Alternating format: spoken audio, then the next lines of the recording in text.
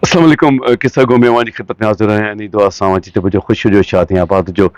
करीम रब खे दामे दरमे कर में सुखने सिर्फ़ पंहिंजे मोहताज रखे आमीन सुमा आमीन किस्सा गो में गुज़िरियल 7 हफ़्तनि खां बल्कि इनफैक्ट 2 महीना थियण वारा आहिनि त असां रुॻो इन सैलाब जी ॻाल्हि कई पे रिलीफ जी ॻाल्हि पई कईसीं असां ऐं जेके कोशिशूं हुयूं ऐं जेके बि मोहबतूं हुयूं पल पयूं तव्हां सभिनी जे पारां उनजो ज़िक्र बि किस्सा गो जे पारां असां बार बार कयो पिए ऐं ख़ैर सां हाणे पंहिंजनि घरनि ॾांहुं मोटी वञी चुका आहिनि विया आहिनि बाक़ी थोरो को आहे अंग आहे जेको पंहिंजे घरनि ॾांहुं इंतज़ारु करे पियो थो त पाणी उते लही वञे त उहे पंहिंजे घरनि ॾांहुं मोटी वञनि त इनशाला उहे बि जल्दी थी वेंदा इन करे इन हवाले सां शायदि ही असांजी आख़िरी निशस्त हुजे इन रिलीफ जे हवाले सां ऐं इन्हनि कमकारियुनि जे हवाले सां जेके ज़िंदगी में थियनि था माना त महिरबानी नौजवान नस्ल खे जॾहिं इन पासे सोच अचे थी त हू ॾाढो शिदत सां पंहिंजो कमु कनि था मूं हिकिड़ी शइ महसूसु कई त जेके वॉलंटियर्स हुया नौजवान जेको नस्ल आहे असांजो उन कम में एॾो अॻु हुयो बाक़ाइदा हिकिड़ी प्लानिंग सां हुननि कमु कयो पिए ऐं हुननि में हिकिड़ो जज़्बो हुयो कमु करण जो बल्कि जज़्बो मौजूदु आहे ऐं इहा पंहिंजी जाइ ते हिकिड़ी सदाबहार ॻाल्हि आहे त उहो जज़्बो उहा कैफ़ियत असां में मौजूदु हुजे ऐं असां पंहिंजे ईंदड़ नस्ल खे उहो सभु कुझु ॾेई वञूं जेको ज़िंदगी चवाए थो जेको हयाती चवाए थो ऐं जेको हयाती जी ख़ूबसूरती चवाए थो त बसि इहो कुझु तजुर्बा रहिया आहिनि ऐं यकीनन ईअं आहे त हिकु सिज ॿ पाछा हूंदो आहे सिके जा ॿ रुख़ हूंदा आहिनि जिते माण्हुनि मदद कई आहे उते घणनि कुझु घणो कमाइण जी कोशिशि बि कई आहे जंहिंजी जेका मुराद हुई जेकॾहिं पूरी थी त बसि पाण छा चई सघिजे थो अलाह पाक असांखे पंहिंजे हिसाब सां नेक मुरादूं ॾे अलाह पाक असांखे सम्झे ऐं तौफ़ीक़ ॾिए त परायो माल छा हूंदो आहे ऐं पंहिंजी आमदनी छा हूंदी आहे पंहिंजो पंहिंजो इनहेलर छा हूंदो आहे पंहिंजे लाइ छा हूंदो आहे पराए जे लाइ छा हूंदो आहे की असांजो हक़ु कहिड़ो आहे असांजो फ़र्ज़ु कहिड़ो आहे इहे सभु शयूं आहिनि जेके ज़िंदगी में सम्झणु तमामु ज़रूरी आहिनि असीं अलाए छो ख़ातिर हज़रत इन पासे लड़ंदा आहियूं बार बार त सोच हूंदी आहे फ़िक्रु हूंदो आहे परे जो त इहो सभु कीअं थींदो मिसाल तौरु जेकॾहिं असां बचति कंदा आहियूं त ॿियनि तां बचति कंदा आहियूं त भई इहो असांखे कमु ईंदी ऐं ठीकु आहे बचति करणु बि खपे ॾुखे वेले में कमु अचे थो पर हिकिड़ो अंदाज़ो ख़र्चु करण जो बि हूंदो आहे त तव्हांखे ख़र्च बि करिणो आहे तव्हांखे हिकिड़े पासे का शइ इन्वेस्ट बि करणी आहे पंहिंजे अॻे सफ़र लाइ उहा बि पंहिंजी जाइ ते मज़हब कोन था पढ़ूं पर ॻाल्हि पिया कयूं हिकिड़ी पंहिंजी जाइ ते पर ईअं त जेको ख़ैर ख़ैरात आहे हिन में बि तव्हां ॾिठो हूंदो त असां वटि जेके शयूं आहियूं पिए कॾहिं कॾहिं ईअं बि हुयो जेके ॾियण जहिड़ियूं बि कोन हुयूं किन किन जाइ तां आहियूं पिए त इहा सोच अचे पई त यार इहो थोरो जेकॾहिं ज़िंदगी जो पहलू सम्झ में अची वञे असांखे त असांखे सुठी शइ ॾियणु खपे त इहा बि हिकिड़ी पंहिंजी जाइ ते हिकिड़ी सदाबहार कैफ़ियत हूंदी आहे ऐं ॿी माना त महिरबानी असां रिस्क जे बारे में हमेशह इहो सोचींदा आहियूं त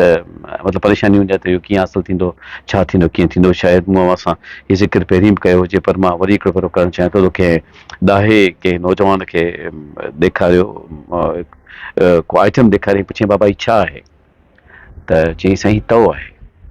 चई बाबा हीउ जेको तओ आहे इहो कहिड़े कमु ईंदो आहे चई साईं इहो मानी पचाइण जे कमु ईंदो आहे इन ते शयूं गरम थींदियूं आहिनि मानी पचाइबी आहे ऐं दांगी बि हूंदी आहे पर हीउ तओ आहे जेको लोह जो हूंदो आहे ऐं हिन ते ख़ासि तौर ते मानी पचाइण जो ई कमु कयो वेंदो आहे त पुछंदो बाबा इहो घर में घणा हूंदा आहिनि त चई साईं घर में घणो करे हिकिड़ो ई तओ हूंदो आहे ॿ टे फैमिलीज़ हूंदियूं आहिनि त हिकिड़े तए ते ई मानी पचंदी आहे या वधि में वधि ॿ हूंदा आहिनि इन खां वधीक त कोन हूंदा आहिनि त पुछूं भला इहो तओ हलंदो केतिरो आहे चई साईं ॾाढो हलंदो आहे मतिलबु मूं त ॾिठो आहे त मुंहिंजी जेका ॾाॾी हुई उहा बि हुन ते पचाईंदी हुई हुन खां पोइ असांजे घर में आयो त वरी असांजी माउ बि हुन ते आहे न त उहो तओ हले पियो थो पंहिंजी जाइ ते त हुन बुज़ुर्ग हुन नौजवान खां पुछियो त भला जेकॾहिं इहो तओ ईअं ई आहे जेको जेकॾहिं इहो तओ एतिरो अरिसो हले थो त माना कॾहिं कॾहिं ख़रीद बि हूंदो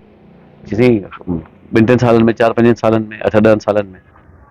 चए पियो तो कॾहिं गौर कयो आहे त जेको तओ विकिणण वारो हूंदो आहे जेको इहो स्टफ विकिणे थो उन जी रोज़ी किथां ईंदी हूंदी लेकिन हज़ारे ख़ानदान अहिड़ा आहिनि जेके सालनि खां पोइ इहो आइटम वठनि था त पोइ जेको इहो आइटम विकिरो कंदो त उन जी रोज़ी रोटी किथां ईंदी हूंदी तो कॾहिं त गौर कयो आहे त ॻाल्हि इहा आहे त हमेशह अर्ज़ु कंदा आहियूं त बुखियो उथिजे थो बुखियो सम्झे कोन थो हीअ पखी पखण जीत जणिया हीअ जेके आबी मखलूक आहे इहा सभु जेका आहे सा छा थी सेल करे कहिड़ी कमोडिटी आहे हिन वटि मतिलबु कहिड़ो वखर आहे जेको हू विकिणे पई थी हुनजे एवज़ पैसा वठे थी वरी बाज़ारि में वञे थी वरी पंहिंजे लाइ ॻुंधण ख़रीद करे थी इहो कीअं आहे किथे आहे छा आहे त बरहाल ईअं महसूसु थियो त हिते माना इन सॼे कम जे दौरान महसूसु थियो त मतिलबु ग़िज़ा जी बचति बि कई वई सॉरी ऐं कोशिशि कई वई त भई उहा बि पंहिंजी जाइ ते हुजे। मिसाल तौरु जिते ॾियणा हुया हिकु ॿ कटा त हिकिड़ो कटो ॾे, ऐं कुझु कोशिशि कई वई त कंहिं ॿिए पासे कुझु कटो ॾिनो आहे, इहो बि कैफ़ियत साम्हूं आई। मां तव्हां सां अजीब ग़रीब ॻाल्हियूं कयां पियो, पर बिल्कुलु सही थो चवां। ऐं किथे किथे इहा बि कोशिशि कई हुई त जेके पंहिंजा आहिनि उनखे ॾिनो वञे। बुख पंहिंजे पराए जी न हूंदी आहे, बुख सभिनी जी हूंदी आहे। त छा न भलो थिए जंहिं महिल असां विरायूं पिया त असां सोचियूं त भई हीअ त का ॻाल्हि कोन्हे, जेकॾहिं पंहिंजो न आहे, पंहिंजी एरिया जो कोन्हे, त पेट त भरियलु आहे न, बुख त भरियलु आहे न, बुख त महसूसु थिए थी न माण्हूअ खे।